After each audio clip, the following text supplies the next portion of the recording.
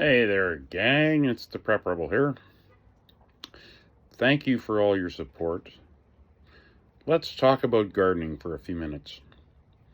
As you see by the last couple of videos that I've done, I'm starting to redo my gardens, and I've added a few new items to my garden, new troughs and planting media and stuff like that. As preppers, we really, truly need to be able to grow our own gardens, grow our own food, and be self-sustainable. I think that this is very important because for us as human beings and for us as preppers, we need to be able to be 1 or 2 or 5 steps ahead of all of the liberal no-minds that are out there that can't think past their nose. We all know who we're talking about. We all know who they are. I'm sure that we've all run into some of them somewhere along the line. Oh, hey, Koa, what are you doing? There she is. Hey, Koa, smile. Oh, yes, you're a good girl. Yes, I know. You're a good girl. You're a good girl. Yes. I love you too. Oof. She's saying hi, everybody. Good girl. Okay, enough. Enough. You go have some water or go have your bone or something. I love it. She loves talking to me, and I love getting her going. And she's such a good girl. But as preppers, we need to be able to be self-sustainable. We need to be able to grow our own food. We need to be able to look after our own families. We need to be able to look after whatever we need to look after. So, watching Pinball and Ed at Prepper Nurse 1 the last few days, I got inspired to redo my gardens, and that's what I'm doing. So I found a way to be able to water and self-water without drowning out my crops like I did the first year that I was trying to grow a garden. It was horrible. It was absolutely horrible. I drowned out probably half my vegetables and a third of my flowers. But this year, once I get these beds redone and add a new one, that'll give me 16 feet on my deck of garden, plus my new trough, plus the 2 barrels that I've cut in half, so that gives me 4 gardens out in the backyard. That's increased my gardening potential by 80%, thereabouts. So this is a good thing. I mean, it's not a big garden. It's not like Pinball's gardens out in his yard, but and it's probably not like what Ed at Prepper Nurse 1 is going to have for his gardens. But mine are all pretty much raised beds, and I'm using every little nuance and every little thing that I can find to create a growing space, or a space that I can put soil in and grow. That means potatoes. I'm even going to attempt corn this year. I'm going to go corn and peas and squash in one bed. I'm not growing pumpkins this year. I did that last year, and that was a total disaster because I had my pumpkin patch in one bed that took over my beans and my Brussels sprouts and everything else, and none of that grew except for my pumpkins. And my pumpkins didn't even grow bigger than my head. So, and I got a big head. Yeah, I do. I'll admit that. It's a big head.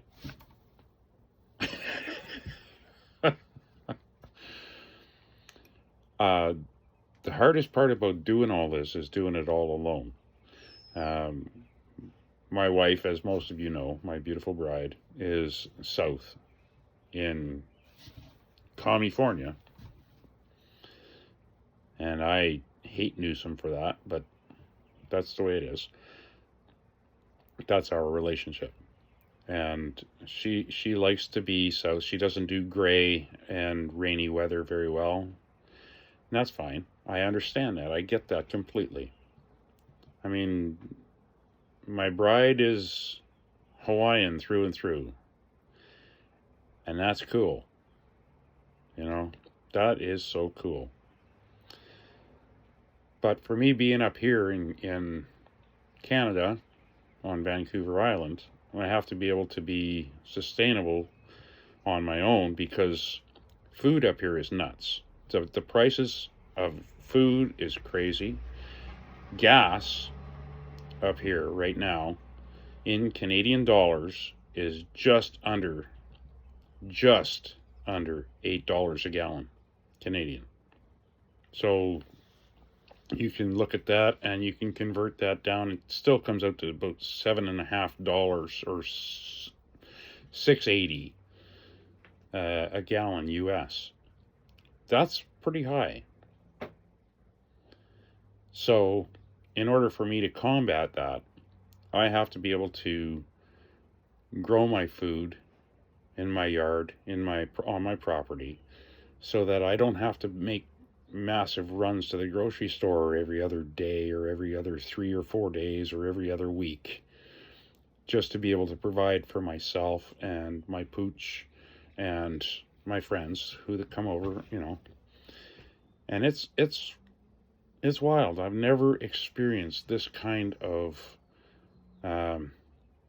government trying to take over everything. It's wrong. Governments should be afraid of their people. People should not be afraid of their governments. And yet, here we are in this crazy, messed up world where people are put against people because the government wants control. Not a good thing, folks. Not a good thing at all. You can either react or you can respond. I would suggest that you respond, not react.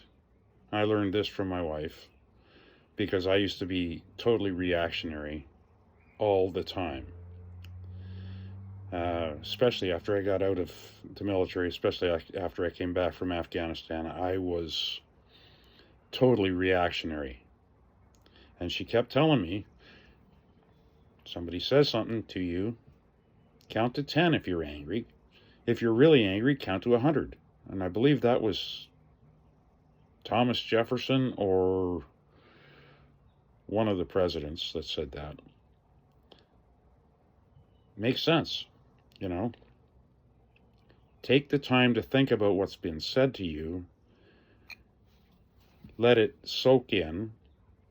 And then figure out your response to it. Don't react to it. This is what these governments right now want. They want reactions. They don't want responses. They're afraid of our responses. What they want is for us to react so that they can control that. But anyhow, that's a tangent. And I'm not going to do that tonight because, you know, this is a talk about gardening. So, yesterday I got a 90% of my herbs repotted and planted, and that's in one of my previous videos. I have still a few that I need to go through and replant. Some I have to repot, and then there are a few more that I need to just plant and get them going. My whole fence line last year was all herbs. This year I've got 90% herbs up there, and then I've got a pepper plant, California Wonder green peppers, and I've got 3 different types of tomato plants, which I'm going to transplant into my gardens once I get that finished. When I add the next garden to this 3-garden plot, they'll all be together, but that will give me an extra 75 square feet of gardening space.